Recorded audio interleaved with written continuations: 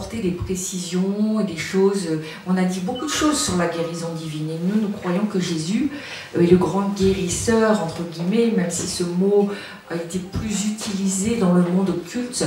Mais quand même, Dieu s'est présenté comme le guérisseur de son peuple, d'Israël, et bien entendu le guérisseur de nous, ses enfants, donc les chrétiens. Donc ça, c'est une chose qui est absolue.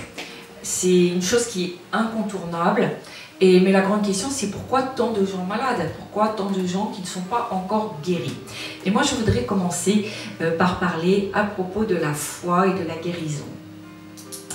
Vous savez que parmi toutes les croyances, il y a certaines croyances qui sont fausses sur la guérison.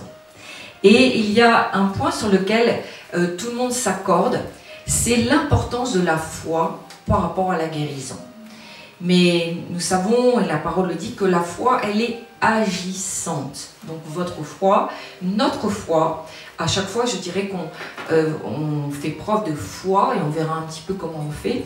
À chaque fois, la Bible nous dit, donc nous ne devons pas douter, qu'à chaque fois, elle agit. Donc elle agit sur nos vies, elle agit sur les circonstances, elle agit sur la vie des autres. Donc à chaque fois que je vais faire une prière avec foi, donc la Bible nous dit avec foi, c'est sans douter aussi. Et à chaque fois, Dieu nous dit qu'il s'engage, il y a un engagement de la part de Dieu, et il va y avoir un agissement dans le monde spirituel qui va se faire.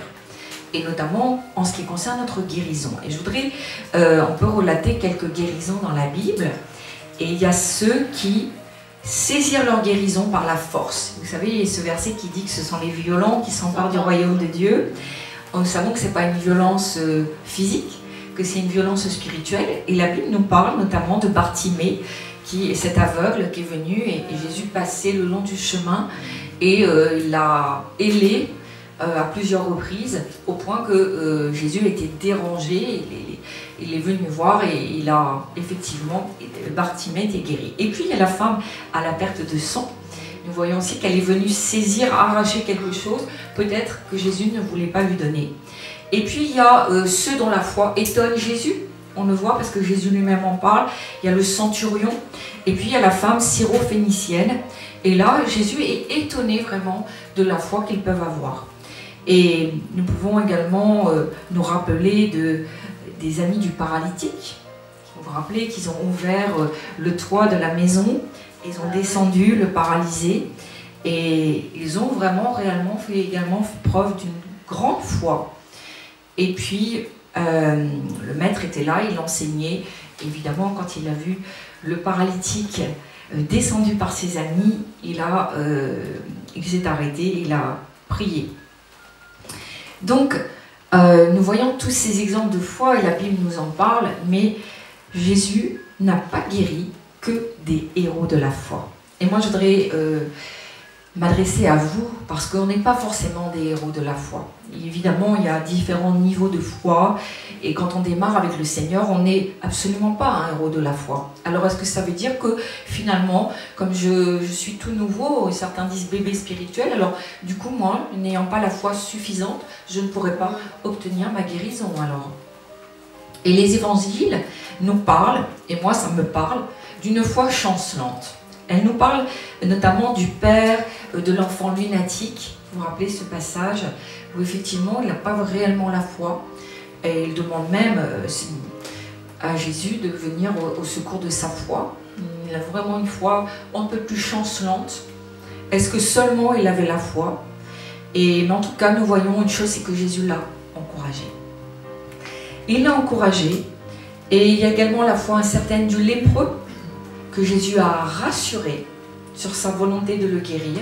Il n'avait pas l'assurance que Jésus voulait vraiment le guérir. Et puis, il y a aussi la foi obéissante de l'aveugle-né. Il se voit mettre de la boue sur les yeux sans avoir rien demandé, sans même avoir donné son accord.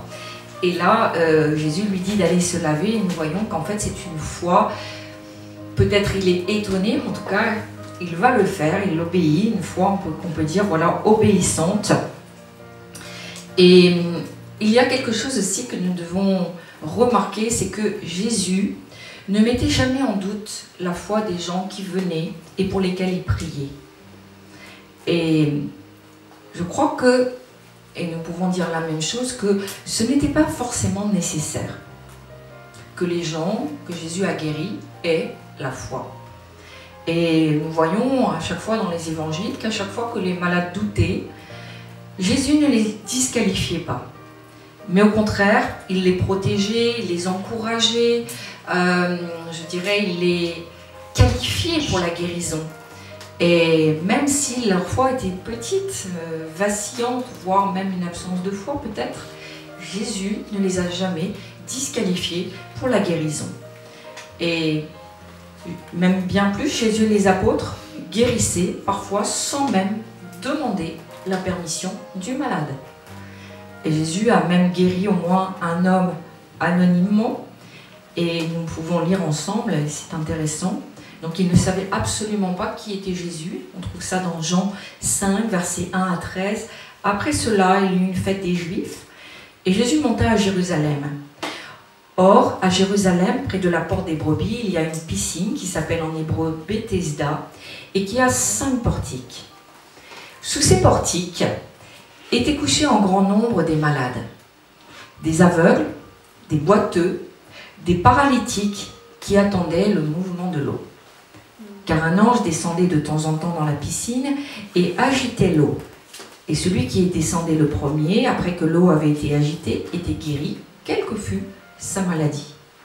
Là se trouvait un homme malade depuis 38 ans. Jésus, l'ayant vu coucher et sachant qu'il était malade depuis longtemps, lui dit « Veux-tu être guéri ?» Le malade lui répondit « Seigneur, je n'ai personne pour me jeter dans la piscine quand l'eau est agitée, et pendant que j'y vais, un autre descend avant moi. » « Lève-toi, lui dit Jésus, prends ton lit et marche. » Aussitôt cet homme fut guéri, il prit son lit et marcha. C'était un jour de sabbat. Les Juifs dirent donc à celui qui avait été guéri, « C'est le sabbat, et il ne t'est pas permis d'emporter ton lit. » Il leur répondit, « Celui qui m'a guéri m'a dit, prends ton lit et marche. » Ils lui demandèrent, « Qui est l'homme qui t'a dit, prends ton lit et marche ?»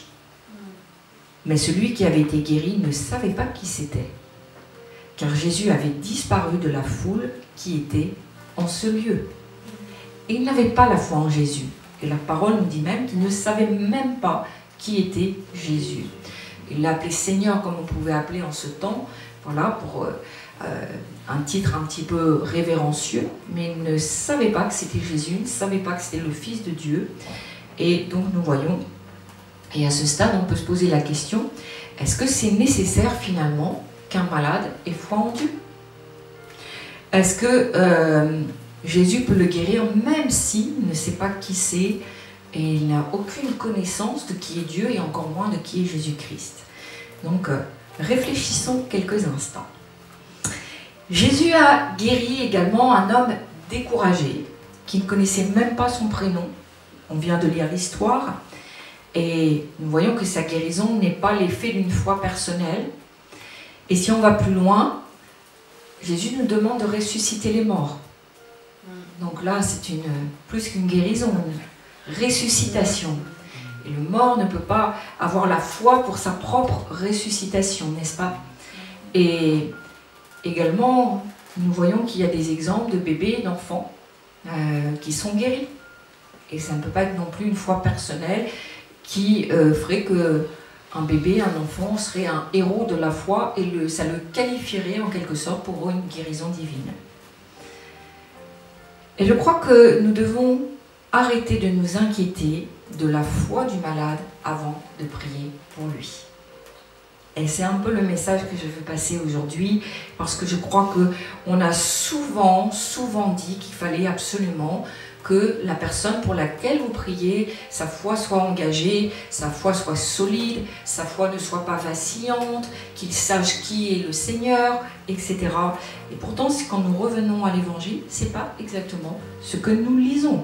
Et le Seigneur a voulu que tous ces témoignages soient présents. Alors évidemment, nous pensons que la foi est importante. La foi du malade, c'est bien, mais elle n'est pas une raison pour être disqualifiée par rapport à la guérison, si compliquée soit-elle, Hein, vous savez qu'on met des mots sur les maladies et que nous aussi, on y a une hiérarchie par rapport aux maladies. Si on vous demande de prier pour quelqu'un qui vous dit j'ai une petite foulure, ou quelqu'un qui vous dit j'ai un cancer, phase terminale, bien entendu, ça n'est pas la même chose. Parce qu'on a évidemment établi aussi une chronologie d'importance et de gravité sur la maladie. Mais ça, c'est encore une fois, c'est nous. C'est notre échelle à nous. Et bien que la foi du malade lui permette de recevoir la guérison, ce n'est pas tant la foi du malade qui est importante, en tout cas c'est ce que je lis, mais c'est la foi de celui qui prie pour le malade qui est importante.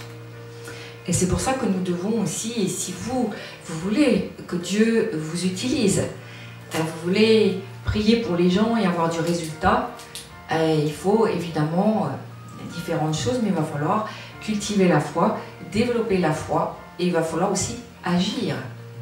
Il va falloir faire des choses, mettre des choses en place. Et donc, moi, ça me rassure, ça me touche, parce que ça s'appelle l'amour de Dieu, et parce que Dieu a prévu que effectivement tous les malades pouvaient venir à lui. Nous lisons dans d'autres passages qu'il guérissait la foule. Donc imaginez, dans la foule, il y en a qui le connaissaient, il y en a qui ne le connaissaient pas, il y en a même peut-être qui étaient un peu hostiles au départ. Il y avait des gens certainement qui étaient athées, c'est sûr. Il y avait peut-être des moqueurs dans la foule, et je le crois. Ça ne les a pas disqualifiés pour la guérison divine.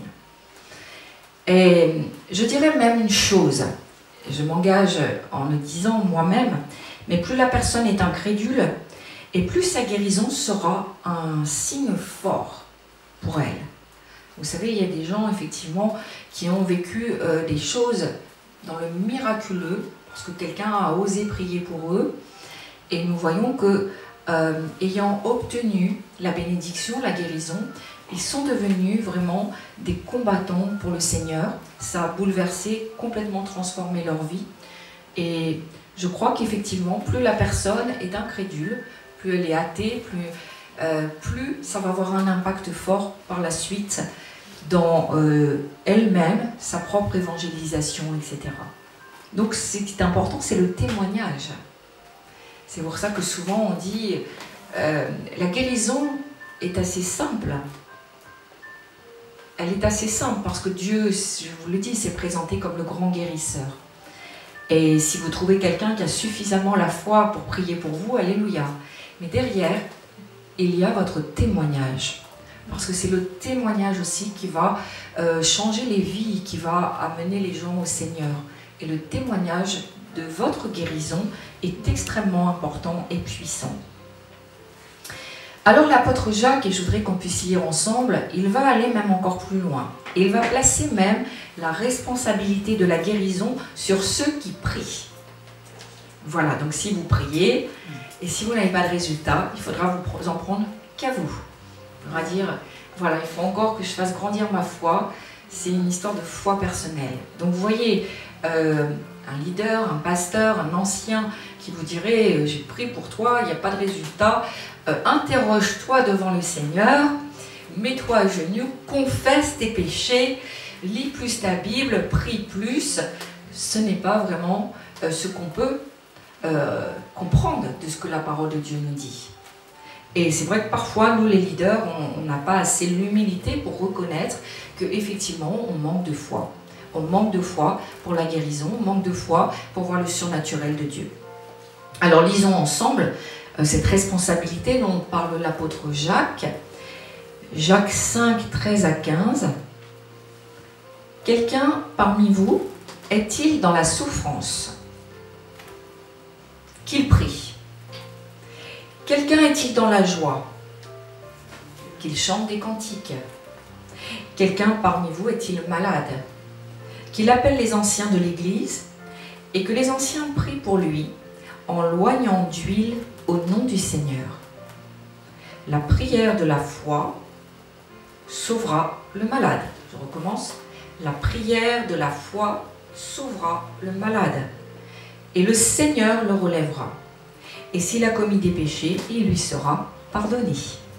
Voilà, dans ce passage, Jacques s'adresse à deux types de personnes différentes, même trois types on peut dire, en tous les cas pour ce qui est du négatif, à deux types de personnes différentes.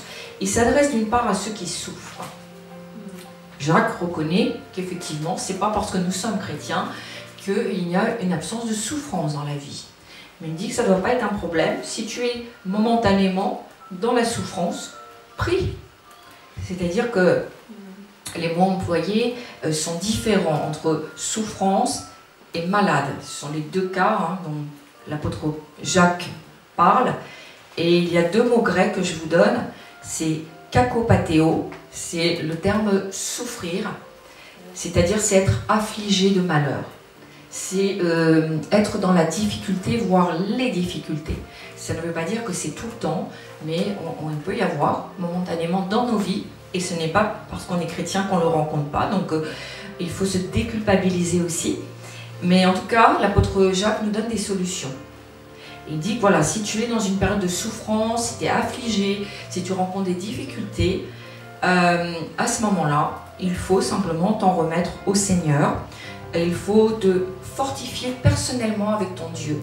Et des fois, ça m'arrive aussi, quand les gens viennent me voir, me racontent un petit peu les difficultés, je prie, mais je dis voilà, ça, moi je pense que ça sera aussi dans ta relation personnelle, dans ton intimité avec le Seigneur, que par exemple des souffrances au niveau de l'âme, je dis voilà, si tu passes du temps avec le Seigneur, dans la prière, dans ton intimité avec le Seigneur, je pense que le Seigneur va te relever, va enlever ce fardeau de souffrance sur ton âme. Et c'est pas pour cela qu'on ne prie pas pour la guérison de l'âme, mais il y a des choses, vous savez, c'est progressif.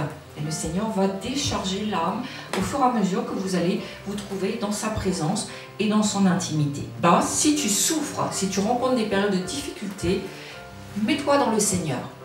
Place-toi dans la présence de Dieu, parce que le Seigneur va te relever, va te fortifier personnellement. Et puis, il y a le deuxième cas où là, il est question d'être malade. Donc, c'est le terme en grec asthéno, c'est la maladie qui vous affaiblit.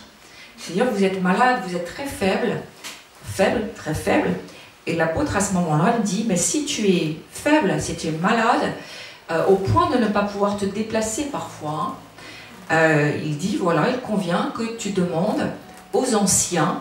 Donc ce n'est pas les gens qui sont depuis plus de 20 ans dans l'église, je rappelle les anciens, c'est ceux qui ont la charge d'anciens. Et dans cette charge d'anciens, Dieu confie aussi une onction pour la guérison. On trouve ça dans la parole de Dieu, ils sont aussi qualifiés pour prier pour les gens et pour que les gens reçoivent la guérison. Donc il dit voilà, quand tu es malade, si tu traverses des périodes de maladie, que ça t'a affaibli pour une raison ou une autre, que tu ne peux pas te déplacer, tu peux demander à ce moment-là que les anciens se déplacent et qu'ils prient. Et il rajoute, c'est la prière de la foi des anciens qui à ce moment-là sera agissante et le malade sera guéri. Ça paraît simple avec le Seigneur. Ça paraît simple si effectivement on se dit j'ai une responsabilité et je prends ma responsabilité au sérieux, je suis diacre, je suis ancien, j'ai une responsabilité, une charge qu'on m'a confiée. Et effectivement, si quelqu'un a besoin d'être guéri, la Bible dit en particulier, en tout cas les anciens, ils devraient cultiver et développer cette foi qu'ils ont reçu quelque chose par rapport à la guérison de très fort, pour le communiquer. Alors c'est peut-être bien ça qui pêche souvent, c'est que, alors je balaye toutes les questions, parce que ça on en a tellement parlé, est-ce que Dieu veut guérir, est-ce que Dieu peut guérir, bon voilà, je pense qu'à un moment donné on a dépassé ces débats-là. Bien sûr, il n'y a qu'à lire et relire les évangiles, on voit que Dieu peut, tout est possible à Dieu, et que Dieu veut. Mais là la question que je souligne, c'est cette histoire de foi. Est-ce que vous devez avoir la foi? Oui, non. Donc là, nous voyons qu'effectivement, la foi est demandée et que l'apôtre Jacques met même la responsabilité sur les anciens. Il dit, voilà, vous devez aller prier pour les malades qui vont être guéris. Nous lisons dans Luc 17,5, les apôtres dirent au Seigneur, augmente-nous la foi. Et je crois que c'est plutôt ça, aujourd'hui, que j'ai à cœur de partager. C'est-à-dire que il y a des niveaux de foi, et ce n'est pas la question de se culpabiliser par rapport à des niveaux de foi différents, et nous faisons tous partie d'un corps, mais nous grandissons pas spirituellement en même temps. Il y en a voilà, qui font des bonds de géants, il y en a c'est tranquillement, etc. Et on doit respecter chacun. Et nous voyons que ce sont les apôtres eux-mêmes qui demandent au Seigneur d'augmenter leur foi. Donc nous apprenons, et c'est merveilleux, que c'est possible, Dieu peut augmenter notre foi si nous lui demandons. Et si nous voyons que dans nos vies, effectivement, on a du mal à croire, on a du mal à avancer, on peut vraiment demander au Seigneur d'augmenter notre niveau de foi. Et d'ailleurs, la Bible nous parle de Jésus comme l'auteur de la foi. Il nous présente vraiment comme celui qui va susciter la foi, augmenter ta foi, fortifier ta foi. Et nous devons comprendre que non seulement la foi c'est un don de Dieu, ça c'est important de se le rappeler, mais qu'elle est aussi vivante. Notre foi elle est vivante, alors elle peut rétrograder, on va dire ça comme ça, elle peut stagner, elle peut être étouffée, ou elle peut être vivante, elle peut se développer, et avec l'aide du Seigneur, elle peut devenir parfaite. Et ça c'est quelque chose d'important et qu'on dit souvent, c'est-à-dire voilà, où en est ta foi dans l'endroit où tu es pour le moment, dans ton église, dans ton groupe de chrétiens. Est-ce que ça participe au développement de ta foi personnelle? Est-ce que ça maintient ta foi vivante ou non? Vous voyez, c'est important.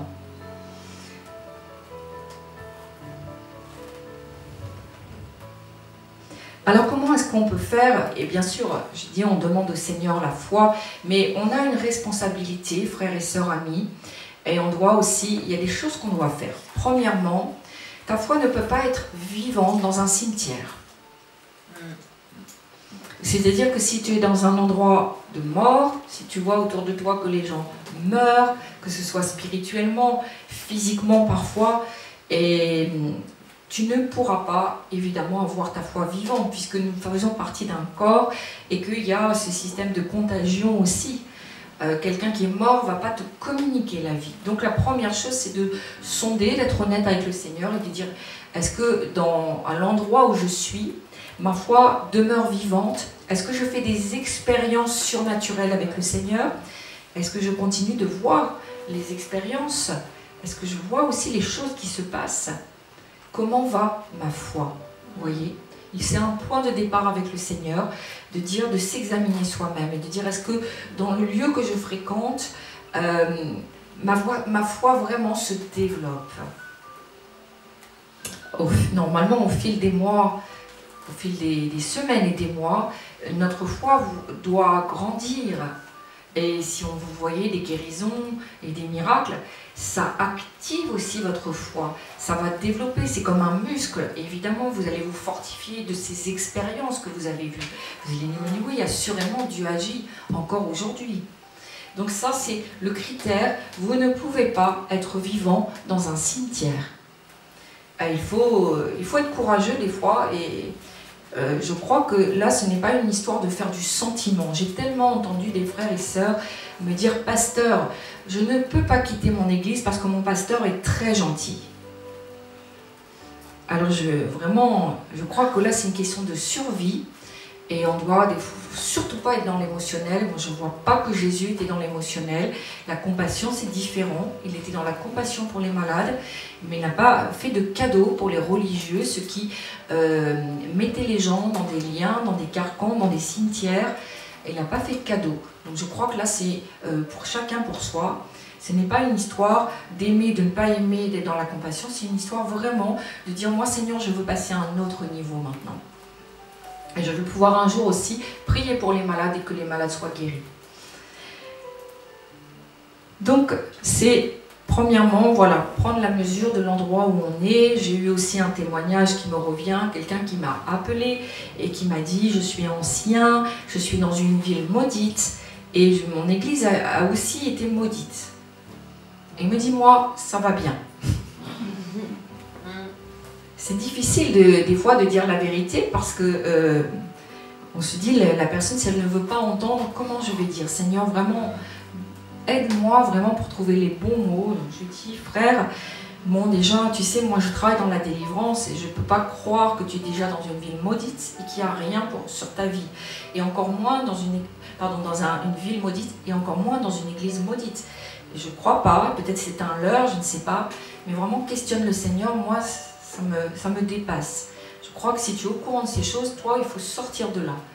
Et donc voilà, et des fois les gens veulent entendre, des fois ils ne veulent pas entendre. Moi, je dis la vérité en mon âme et conscience. Et après, les gens, ils en font ce qu'ils veulent. Donc vous voyez, des fois on se leurre soi-même. On dit, bah je suis bien, le pasteur est gentil, les frères et sœurs sont gentils. Et les gens pleurent parce que les gens meurent autour. Donc je crois qu'il faut se sauver sa peau et chercher ailleurs quelque chose où il y a la vie du Saint-Esprit. Donc ça, c'est la première chose. Et la deuxième, c'est nous sommes dans une société où tout est agité aujourd'hui. C'est dans l'air du temps. Hein, on zappe, on va vite. On a très peu de temps à accorder, aux uns et aux autres. Et je crois qu'il n'y a pas de raccourci avec le Seigneur. Je le dis et je le redis. Il faudra passer du temps dans sa présence. Je ne dis pas de devenir des moines contemplatifs. Ce n'est pas ça, mais je crois que c'est aussi des choses incontournables. Et il y a des choses que simplement dans la présence du Seigneur vous apprendrez, dans son intimité. Il faut essayer, dans sa présence, c'est là où on le contemple, c'est là où on peut l'adorer en esprit, et c'est dans la méditation de la parole, c'est dans les prières, c'est dans les chants, simplement écouter des chants et que notre esprit est connecté, comme nous l'avons fait tout à l'heure quand Gaël a chanté, c'est être dans la présence du Seigneur, vous voyez. Mais en tous les cas, je crois qu'il faut trouver un lieu, je l'ai déjà dit parce que je l'ai reçu fortement du Saint-Esprit il y a peut-être quelques mois déjà, que nous devons trouver, nous mettre à part et faire des petites retraites de temps à autre. Des retraites où si on n'a pas la possibilité chez soi, on peut être vraiment seul avec le Seigneur, voilà, de temps en temps. Même ne serait-ce qu'une journée de temps en temps, c'est déjà merveilleux parce qu'il y a des choses vraiment où Dieu vous attend simplement dans sa présence, seul avec lui. Et je veux aussi vous encourager pour faire grandir votre foi. Il faut beaucoup parler en langue parce que le parler en langue construit, le parler en langue édifie et beaucoup de choses aussi vont passer par le parler en langue. Et puis il y a les témoignages. Faire grandir notre foi et croire en la miraculeux pour pouvoir prier pour les gens. Il y a tous les témoignages de ce que Jésus a fait et Jésus a révélé beaucoup de façon publique tout ce qu'il a fait. Donc nous devons nous fortifier, nous nourrir avec les témoignages de sa puissance, également de la manifestation de sa bonté. Il faut que nous arrivions à revenir aussi à des choses peut-être qui vous paraissent simples, mais je pense qu'ils sont nécessaires. C'est l'amour de Dieu pour l'humanité, c'est sa bonté. Et je crois que ces choses-là, si vous les pratiquez, l'incrédulité va se détacher de vous. Ça va se faire. On ne peut pas se tenir régulièrement dans la présence de Dieu, lire les évangiles, les témoignages de ce que Jésus a fait, se nourrir de sa parole, parce que ça fait grandir notre foi, et continuer de demeurer dans l'incrédulité. Je crois que ce n'est pas possible. Et puis il faut ensuite, un autre volet, ce sera d'agir. Il faudra aussi agir. Je voudrais partager avec vous comment agir. Donc avant de partager le fait de renoncer à la pseudo-foi, parce que beaucoup de choses ont été dites par rapport à la pseudo-foi, je voudrais simplement vous donner un peu mon témoignage personnel pour vous encourager. Moi-même, j'ai été impactée, si je peux dire le terme, par un cancer. Et du coup, je sais ce que c'est que quand ce psaume passait par la vallée de l'ombre de la mort. Et je sais ce qu'on peut éprouver quand on est vraiment malade. Des mots comme cancer, ça nous fait extrêmement peur. Et d'ailleurs, même quand on en parle aux autres, on voit la tête qui fond et on se dit « Oh, c'est chaud !» Donc il y a des mots comme ça qui sont vraiment douloureux aussi. C'est douloureux physiquement bien entendu, mais également au niveau de l'âme, c'est très dur. Et puis on se pose 1000 questions. On se dit, et si je meurs? Et puis, si je dois souffrir encore davantage, comment mon corps va se dégrader, et aussi mon cerveau, etc. Et comment ça va se passer. Et donc on se pose vraiment 1000 questions et on est obligé aussi de toucher à la question essentielle de notre foi et de notre croyance dans le Seigneur, parce que là, on est seul avec le Seigneur et on ne peut pas faire semblant, je dirais. Donc évidemment, ça remet beaucoup de choses en place. Et puis on se dit, il y a beaucoup de choses qui ne sont pas importantes finalement dans la vie, mais la santé c'est tellement important. Et c'est quand on perd parfois la santé qu'on s'aperçoit combien c'est important la santé et la bonne santé. Donc des maladies comme ça, je veux vous encourager, vous qui souffrez de cancer et de maladies très graves, de maladies dites incurables, dites mortelles aussi. Je crois que le toucher de Dieu, c'est le toucher de Dieu. Et que, évidemment, peut-être aujourd'hui vous dites, j'ai pas trop la foi, mais ce que je viens de dire, c'est important, c'est de prendre du temps aussi pour se trouver simplement dans la présence de Dieu, qui va vraiment vous fortifier aussi. Et trouver des gens, bien sûr, qui prient pour vous. Dans cette vallée de l'ombre de la mort, on réalise beaucoup de choses. Et autant à l'époque, je n'ai pas remercié Dieu d'être passé par là, autant aujourd'hui, je suis contente, parce que c'est une expérience que je ne voudrais jamais refaire, mais c'est une expérience qui me permet aussi de prier pour les gens et de ressentir un peu de la douleur qu'ils peuvent avoir, sans parfois même l'exprimer. Donc, mais ce n'est pas ça qui fait que je vais guérir les gens. Ce n'est pas une histoire de compassion, ce n'est même pas une histoire d'amour personnel, c'est vraiment une histoire de foi. Et ça a fait grandir ma foi. C'est surtout ça. Je remercie Dieu parce que ça fait grandir notre foi quand on s'en sort et quand on voit le Seigneur qui agit. C'est comme si, vous voyez, on enlève toutes les limites. On se dit, mais finalement, avec Dieu, il n'y a aucune limite. Tout est possible à tout moment et tout peut arriver et nous le croyons.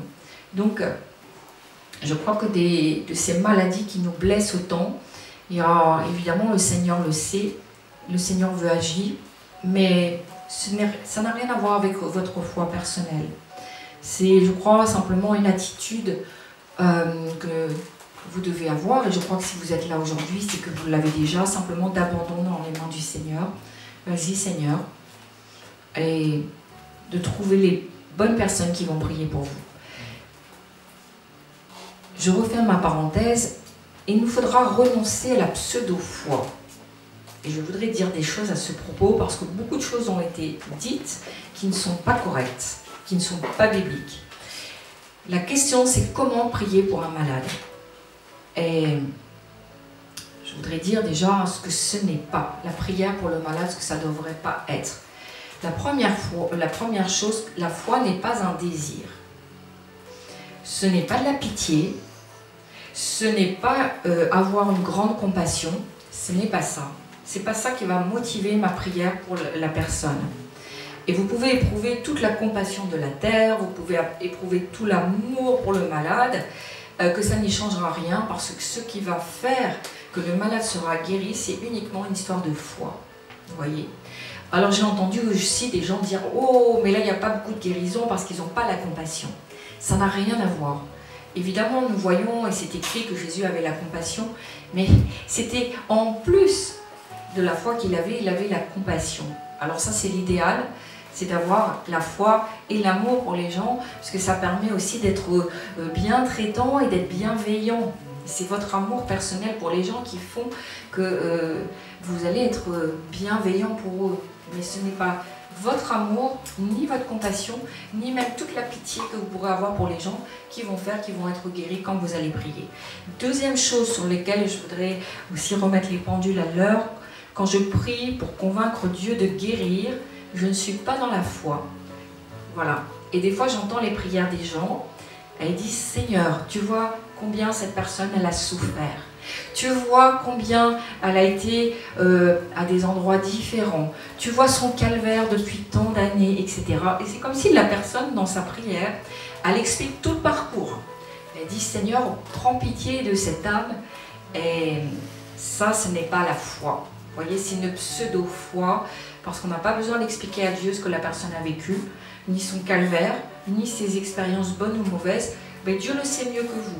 Et puis, s'il l'a connecté à vous, c'est certainement pas pour faire des prières qui vont durer 20 minutes, où vous allez tout expliquer au Seigneur. Je le dis parce que je l'entends et je l'ai entendu. Donc, c'est pas ça. Et au contraire, je dis que c'est une prière qui n'est pas juste, parce qu'en fait, on doute de la volonté de Dieu de guérir la personne. Et on explique, on se fait l'avocat de la personne en disant, voilà, elle a peut-être fait des choses pas bien, mais Seigneur, regarde, elle a fait ça, veuille la guérir. Donc ça, c'est de la pseudo-foi. Troisième chose, il y a des gens, ils prient, pareil, ça dure très longtemps, et ils sont en train d'informer le Seigneur. Alors, ils ne se font pas l'avocat, mais ils informent le Seigneur de la situation. Et alors, ils expliquent la maladie en détail, et ils expliquent même que la personne elle a été voir des médecins, etc. Et c'est comme si Dieu ne connaît absolument pas le cas, quoi, et même pas la maladie. Donc ça, c'est pareil, ce ne sont pas des prières de foi. Et puis ça prend du temps, et peut-être même ça fait perdre, je dirais, l'espérance à la personne qui écoute, que ça la tire plutôt vers le bas. Et là, j'appelle ça de la pseudo-foi, parce que tout est de l'omniscience et de la compassion de Dieu. Je ne crois pas à ce moment-là que Dieu sait tout. Dieu sait tout, il sait tout de la vie de la personne. Quatrième chose, quand je demande à Dieu de guérir au lieu de prier avec autorité, je ne suis pas dans la foi. Vous savez, il y a des gens, ils disent Seigneur, et je l'ai souvent entendu, Seigneur, je te prie, guéris cette personne, elle est malade, elle a ça. Et ce n'est pas une prière de foi. La prière de foi, c'est que nous avons une autorité qui nous a été déléguée, et c'est qu'on doit prendre autorité sur la maladie, autorité sur les démons s'il y en a. Les maladies, ça se chasse, et la maladie également, nous commandons à la maladie de quitter le corps, et ça, c'est la prière vraiment de foi. Vous voyez la différence. Et puis, il y a aussi la prière, cinquième point, la personne transpire. Elle prie, mais elle transpire. Elle fait beaucoup d'efforts dans sa prière personnelle, et elle pense que c'est par ses efforts, son application dans la prière, les mots choisis, voire citer des versets bibliques, etc., avec la référence. Et en fait, c'est ça que j'appelle transpirer, c'est-à-dire qu'elle croit que c'est par ses efforts que la personne va être guérie. Mais encore une fois, c'est de la pseudo-foi. Ça n'a rien à voir avec ton mérite. Cette guérison ne sera pas obtenue par ton mérite, même si tu connais très bien les versets sur la guérison, et même si tu es capable de citer les références. Tu es en train simplement de dire à Dieu, Seigneur, je mérite de décrocher cette guérison. Et nous voyons que la foi ne se trouve pas dans cette prière. Et puis, il y a un sixième point, la personne qui prie, mais elle ne vérifie pas l'état du malade. C'est de la pseudo-foi. Parce qu'il y a un verset, Marc 11, 23, c'est pourquoi je vous dis, tout ce que vous demanderez en priant, vous croyez que vous l'avez reçu, et vous le verrez s'accomplir. Je crois que la vraie foi s'appuie sur des choses tangibles. Et souvent, moi, je demande, quand je prie, je dis, qu'est-ce qui se passe? Est-ce qu'il y a une amélioration? Est-ce que tu sens la chaleur?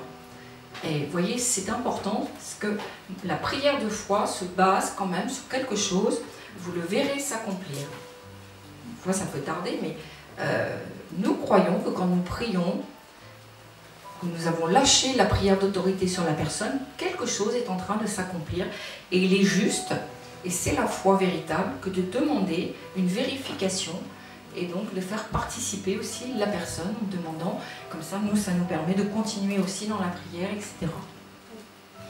Septième point, quand ma prière est longue et compliquée, je ne suis plus dans la foi. Voilà. Il y a des gens qui croient que c'est le nombre de paroles, et que si ça ne dure pas au moins 10 minutes, ce n'est pas la peine. Donc J'ai aussi, moi, été à des réunions d'intercession. Je sais ce que c'est les prières qui durent 10 minutes. Et on y va, et on a l'impression que c'est la longueur de nos prières qui vont faire que la chose va s'accomplir. Ce n'est rien à voir. Vous le savez, Jésus priait brièvement, c'était des prières fortes et des prières d'autorité. Donc, c'est important aussi que nous, on cible. Nos prières doivent être ciblées. Si vous priez pour quelque chose en particulier, il faut cibler le besoin, commander à l'organisme, commander au corps, commander à la maladie, commander aux démons, etc. Et croire vraiment, et c'est ça qui va, que Dieu aime, c'est que croire que vous avez reçu mandat, une autorité déléguée. Et on exerce cette autorité. On n'est pas dans l'incrédulité. Ce n'est rien à voir avec une histoire d'orgueil. J'ai entendu certains dire « Oh, mais c'est orgueilleux ». Non, c'est une histoire de foi. La foi qui va agir. Et la foi est une action. Je voudrais vous dire que la foi est une action. Trop longtemps, l'Église a cru que la foi était passive. Et on était là, on reçoit, et à l'époque, les gens qui allaient à la messe ne comprenaient même pas, puisque c'était en latin, simplement ils étaient là une foi assez passive en fait.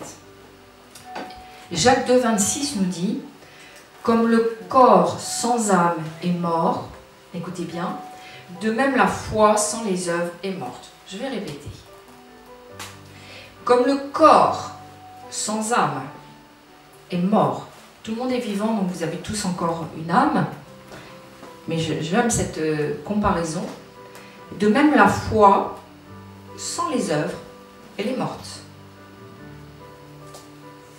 C'est ce que Jacques nous dit, l'apôtre Jacques. Donc, je crois que la foi se développe avec sa mise en pratique. Et plus vous allez prier, mieux vous allez prier, et plus vous allez avoir de résultats. C'est comme ça. Et bien que Jésus soit celui qui développe notre foi, sans action, la Bible nous dit qu'elle est morte. Donc, j'ai envie de vous dire, pour voir la foi de quelqu'un, regarde ses actions. C'est ces actions qui vont révéler aussi sa foi. Il y a des gens, on les voit, et je trouve ça merveilleux, ils sont souvent dans la rue en train d'aller évangéliser, et c'est pas évident. Et prie pour les gens dans la rue, etc. Et force est de constater qu'ils ont du résultat, parce que Dieu honore leur foi agissante. Vous voyez?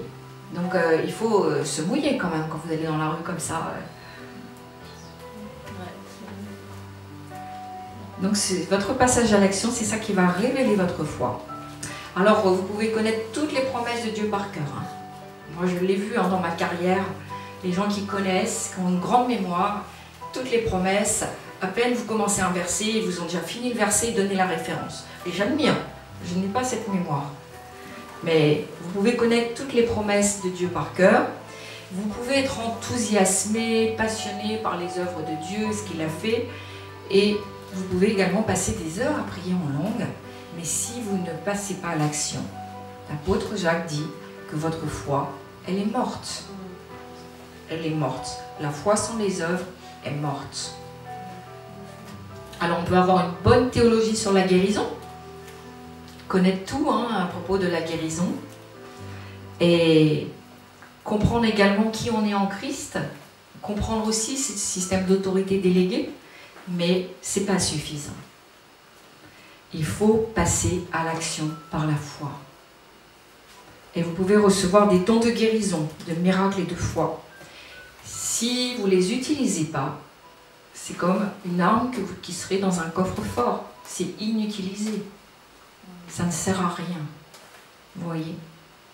Alors c'est parce que je crois que Dieu guérit, que c'est sa volonté de guérir, et c'est également, c'est à moi de croire qu'il veut m'utiliser, et que quand j'imposerai les mains au malade, la foi sera en action et le malade sera guéri. Parce que Dieu bénit ça. La foi, vous savez, c'est comme un grand réservoir qui serait rempli d'eau et qui représente l'abondance, qui représente la volonté, la puissance et la grâce de Dieu et qui serait disponible pour chaque personne. Et pour que cette puissance soit manifestée dans la vie de ceux qui souffrent, elle doit transiter jusqu'au malade au travers un tuyau, et c'est vous, et c'est nous. Et quand vous maintenez une bonne relation avec Jésus, vous permettez au tuyau d'être libre de toute obstruction. Et lorsque vous commencez à penser comme Dieu, que vous êtes libéré des fausses doctrines, des conceptions humaines, des concepts religieux, le diamètre de votre tuyau s'agrandit.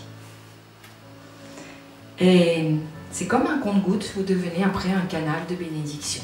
Donc vous voyez, il y a aussi du ménage à faire. Peu importe le diamètre du tuyau ou la contenance du réservoir, si les vannes sont fermées.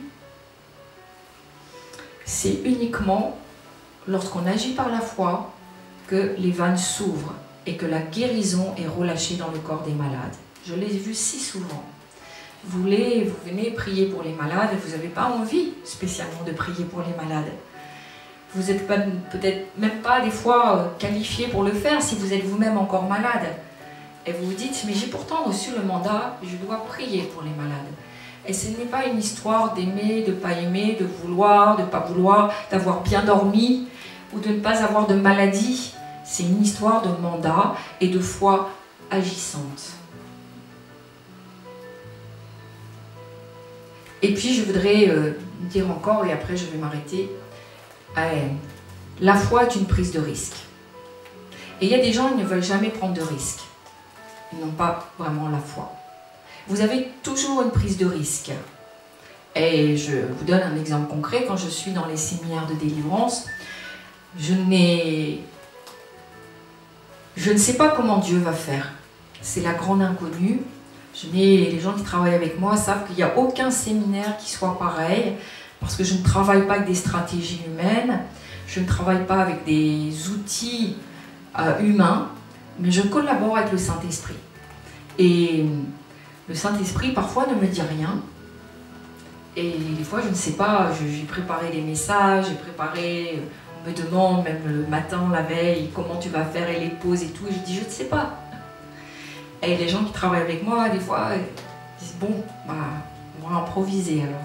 On arrive quand même à travailler avec des horaires. Hein. Et c'est au moment où je dis, je vais maintenant prier, est-ce que je sens que quelque chose de particulier va agir? Des fois même, je me positionne pour prier pour les gens et je ne ressens rien. Et c'est uniquement ma foi.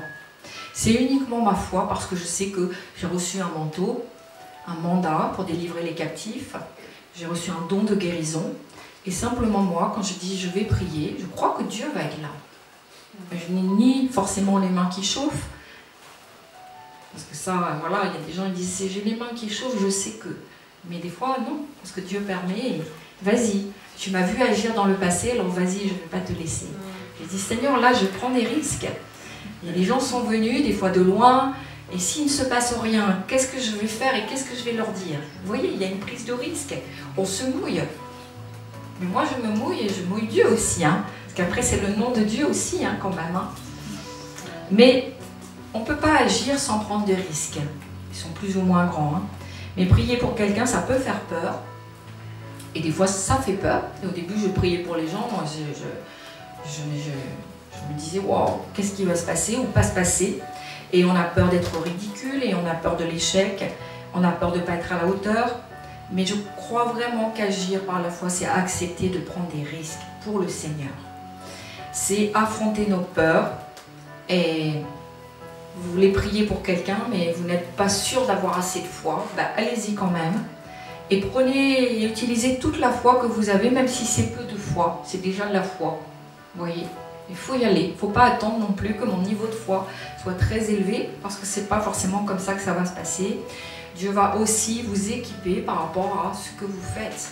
Et si vous prenez l'habitude d'aller évangéliser ou de prier régulièrement pour les gens, croyez-moi, le Seigneur va vous équiper.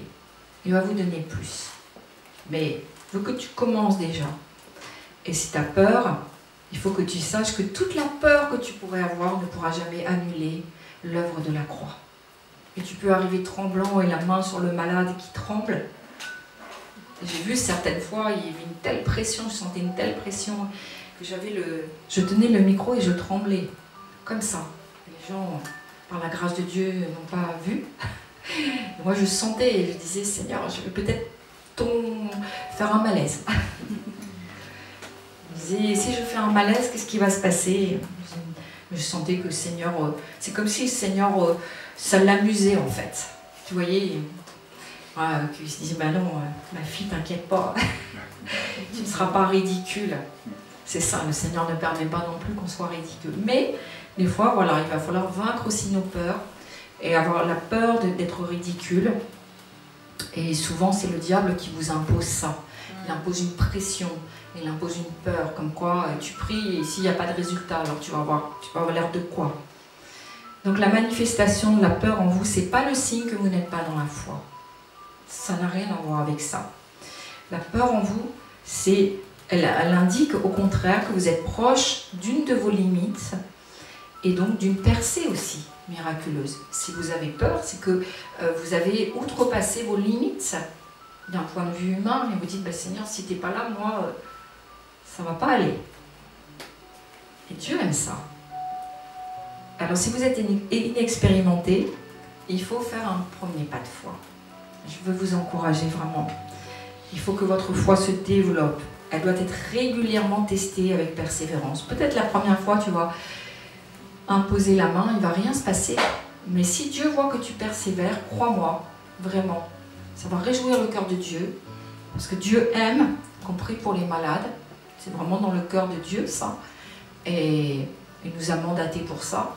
Et peut-être après, à force de persévérance, tu vas avoir du résultat. J'ai commencé à prier, moi, juste par la foi. Et au début, le Seigneur m'a donné pas de résultat. Mais j'ai dit, je persévère. C'est comme ça, hein. Ne croyez pas que vous allez avoir un grand résultat dès le début.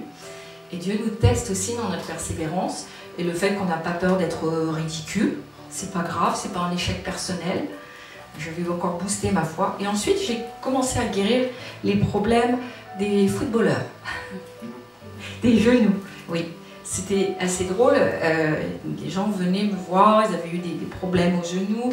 C'était des problèmes musculaires, entorses, etc. Et je priais et les gens, après, alors qu'ils venaient avec une attelle, après ils repartaient sans attelle. Et du coup, après, ça boostait ma foi par rapport à... Voilà, c'est pour ça que je dis les footballeurs... Les gens qui faisaient du rugby, du sport, ils venaient, ils disaient ouais, le pasteur Valérie, tu vas voir, elle va prier ça. Après, tu vas pouvoir enlever l'entorse. Et le Seigneur vous encourage comme ça, vous voyez. Donc je me suis spécialisée, je dis ça en plaisantant, mais après j'ai eu la foi pour prier pour les membres. Et après j'ai dit, il y a d'autres personnes qui sont venues me voir avec d'autres choses. J'avais pas forcément la foi pour prier pour ça, mais j'ai exercé ma foi. Et ma foi était encore boostée, encouragée, vous voyez. Et aujourd'hui, maintenant, voilà, je prie pour tout type de maladie. Mais on a toujours besoin, quand on prie, avant de prier, de bien repositionner les choses et savoir que c'est l'œuvre de la croix. C'est ce que Jésus a fait qui va guérir le malade. Et c'est parce que Jésus m'a mandaté et m'a envoyé aujourd'hui. Et il dit que on va imposer les mains aux malades, mais en son nom. Le nom de Jésus, vous voyez. Et c'est ça, on doit avoir les yeux fixés. Si on regarde à nous, effectivement, on ne va pas trouver dans notre réservoir personnel assez de foi, mais il nous faut regarder à la croix. Il nous faut regarder ce que Jésus a fait, l'œuvre de Jésus. Et là, on est fortifié, on est encouragé pour prier pour les malades. Alors, si vous voulez prier pour les malades, acceptez de vous exposer à l'échec. On n'en meurt pas. Et il faut bien démarrer. Mais on s'appuie sur les promesses de Dieu. Et puis donc, si on ne veut pas prendre de risques, il ne se passera rien de toute manière.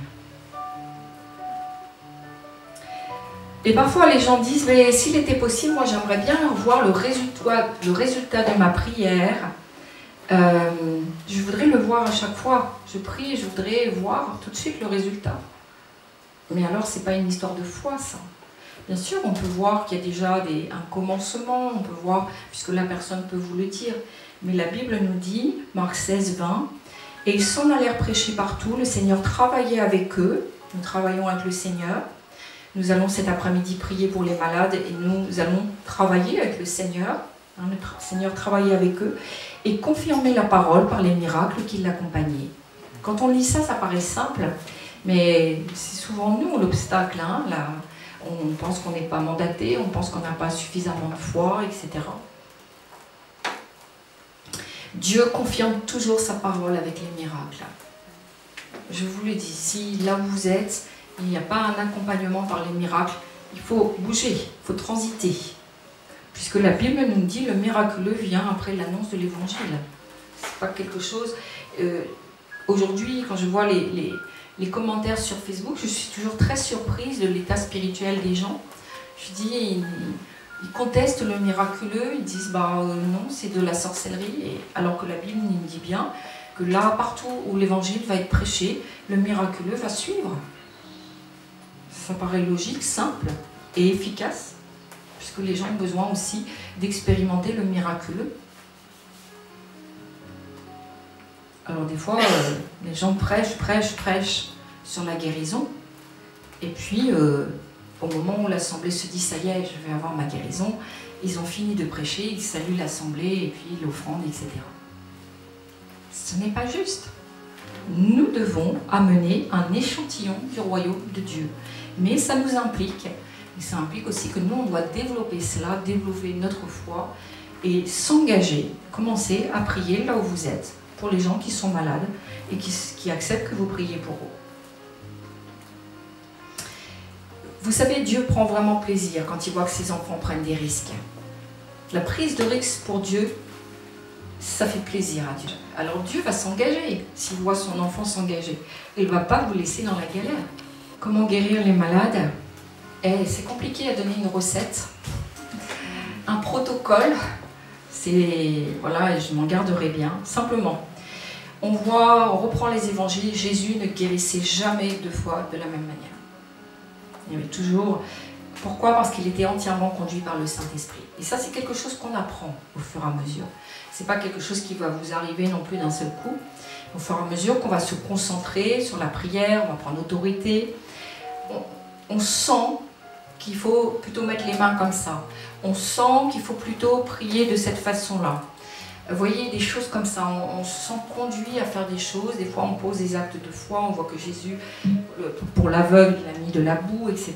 Vous voyez, bon, il y a des choses, mais on sent qu'on est conduit, mais ce n'est pas dès le début. Donc, il faut y aller tranquillement, parce qu'il a promis que ceux qui croiraient en lui feraient les mêmes œuvres que lui, et même de plus grandes.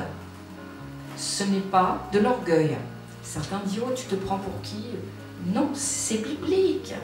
Revenons aux choses bibliques simples. Et donc, nous devons suivre son modèle et sa méthode.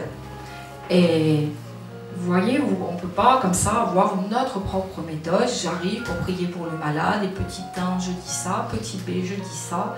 De même pour l'évangélisation, on doit être conduit par le Saint-Esprit, être sensible aussi, comment je dois parler, qu'est-ce que je peux lui dire, qu'est-ce que je vais répondre, et écouter si le Saint-Esprit nous donne une parole de connaissance, de discernement. Ça ne se fait pas du jour au lendemain, mais sinon on est un bon étudiant, on est appliqué, on est concentré, le Seigneur le fait avec nous. Et surtout si on reste dans l'humilité dont je vous ai parlé, hein, je suis dans la foi, mais en même temps dans l'humilité, dans le sens où on est soumis au Saint-Esprit. Et on dépend du Saint-Esprit. Et si vous vous trompez, c'est pas grave. Je voudrais le dire aussi. Les gens, ils ne veulent pas prier, ils ont peur de se tromper. Je dis, mais Dieu a prévu aussi qu'on pouvait se tromper. Parce que nous, on connaît les choses partiellement, vous voyez. Il y a quand même un voile qui est là, on n'est pas encore au ciel. Hein. Et donc, on pense avoir entendu ça de Dieu, on reste dans l'humilité, on voit. De toute manière, si ça vient du Saint-Esprit, on va le voir. Il va y avoir du résultat. Et puis la fois d'après, on dit, oh, je pense que là, c'était peut-être pas le Saint-Esprit, je vais revoir ma façon de faire. Et il n'y a pas de problème. Vous voyez, il n'y a pas de problème avec Dieu. Le Seigneur préfère qu'on avance, qu'on se trompe, que voilà, en toute humilité, on dise, je me suis trompé, et voilà, on recommence. Et alléluia, c'est ça l'école du Saint-Esprit.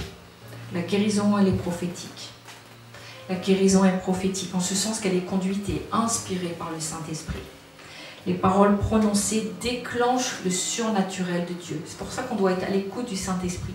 Parfois, on prononce certaines paroles et on sent que c'est chargé de la puissance du Saint-Esprit.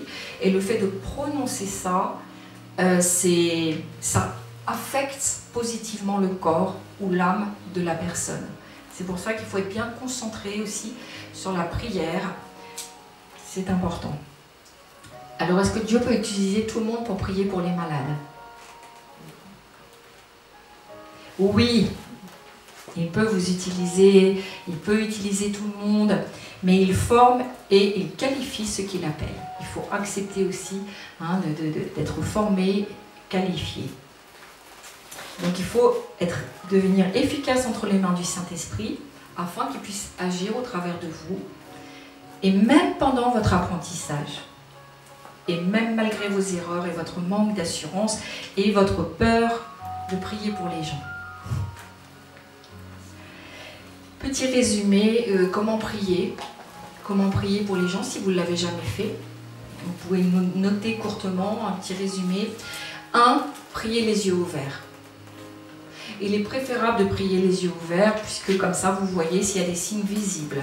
Vous priez, vous gardez les yeux ouverts et au fur et à mesure de votre prière, vous regardez l'attitude de la personne, vous regardez ce qui se passe. Au début, peut-être on peut fermer un temps les yeux, mais si vous pouvez après prendre de bonnes habitudes à garder les yeux ouverts pendant que vous priez pour la personne. Priez courtement, ça vous l'avez bien compris. Il s'agit de prières ciblées. Ne tournez pas autour du pot pour expliquer à Dieu quoi que ce soit, ou même à la personne, ou même à vous. Ciblé. Ça doit être court, la personne n'a pas beaucoup de temps. Elle n'a pas forcément envie de rester longtemps non plus, surtout si c'est des gens qui ne connaissent pas Dieu. Il faut que ce soit court, ciblé. Et vous devez vérifier l'effet de la prière. Vous avez prié, qu'est-ce qui se passe? Vous avez senti quelque chose? Elle vous dit non, c'est pas un problème. Mais il se peut aussi qu'elle vous dise non, qu'elle n'ait rien senti physiquement, mais de toute manière, vous savez que quelque chose dans le monde spirituel s'est passé. Donc ce n'est pas un problème. Posez les questions. Et puis des fois, vous recommencez à prier. Des fois, je prie, je pose des questions, je m'arrête, je fais une pause, je discute, même on peut rigoler avec la personne, même je peux chanter, je ne sais. En tous les cas, après, on peut y revenir. Et puis on persévère, on prie, on continue à prier, à cibler le besoin. Et vous voyez, c'est important. Il y en a qui disent qu'il faut prier 7 fois par rapport. Je ne dirais pas jusque-là. Ça peut être long. Mais en tous les cas, la persévérance n'est pas un signe de manque de foi. C'est simplement des fois, le Saint-Esprit, on sent que le Saint-Esprit est en train d'agir. Il faut laisser aussi le temps au Saint-Esprit d'agir. Donc il ne faut pas terminer trop vite la prière. Et puis quand est-ce que j'arrête? Quand la personne est guérie, on dit ouais, je marchais plus. Quand vous voyez plus d'amélioration, vous êtes en train de prier, puis il n'y a plus rien qui se passe, et quand vous voyez que la manifestation du Saint-Esprit s'est arrêtée, ou alors que la personne vous dit bon, faut arrêter la prière là. Voilà, donc là. Et puis, n'oublions pas que nous sommes des ouvriers pour le Seigneur, il faut être reconnaissant.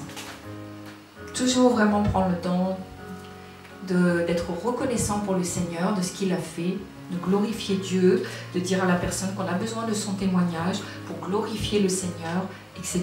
Puisque normalement son témoignage ne lui appartient pas. C'est un signe visible, mais pour la gloire de Dieu, manifestation pour la gloire de Dieu sur cette terre. Voilà. Je voulais que cet enseignement soit concret pour vous ce matin, parce que l'objectif, bien sûr, et nous allons prier pour les malades, et je vous exhorte, puisque je crois que les malades vont être guéris, que ce n'est pas un problème, mais le Seigneur veut qu'on aille au-delà et que nous-mêmes, on se dise, je peux être qualifié pour prier à mon tour pour les gens. Donc commençons dans la famille, dans l'entourage, les gens dans la rue. Voilà, et c'est important de passer à l'action. Alléluia, nous allons prier quelques instants.